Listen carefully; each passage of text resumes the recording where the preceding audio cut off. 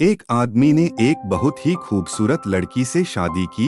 शादी के बाद दोनों की जिंदगी बहुत प्यार से गुजर रही थी। वह उसे बहुत चाहता था और उसकी खूबसूरती की हमेशा तारीफ किया करता था।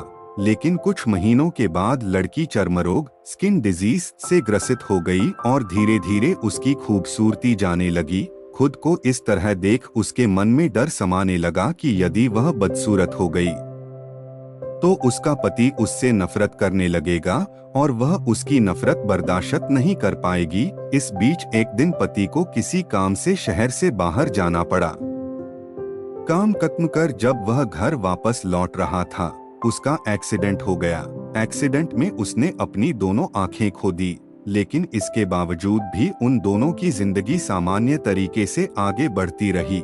समय गुजरता रहा और अपने चर्मरोग के कारण लड़की ने अपनी खूबसूरती पूरी तरह गंवा दी। वह बदसूरत हो गई, लेकिन अंधे पति को इस बारे में कुछ भी पता नहीं था। इसलिए इसका उनके खुशहाल विवाहित जीवन पर कोई प्रभाव नहीं पड़ा। वह उसे उसी तरह प्यार करता रहा।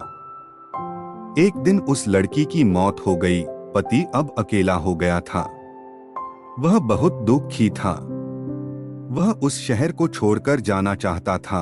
उसने अंतिम संस्कार की सारी क्रियाविधि पूर्ण की और शहर छोड़कर जाने लगा। तभी एक आदमी ने पीछे से उसे पुकारा और पास आकर कहा, अब तुम बिना सहारे के अकेले कैसे चल पाओगे? इतने साल तो तुम्हारी पत्नी तुम्हारी मदद किया करती थी। पति ने जवाब दिया, दोस्त, मैं अंधा नहीं हूँ। मैं बस अंधा होने का नाटक कर रहा था, क्योंकि यदि मेरी पत्नी को पता चल जाता कि मैं उसकी बदसूरती देख सकता हूँ तो यह उसे उसके रोग से ज्यादा दर्द देता। इसलिए मैंने इतने साल अंधे होने का दिखावा किया। वह बहुत अच्छी पत्नी थी। मैं बस उसे खुश रखना चाहता था।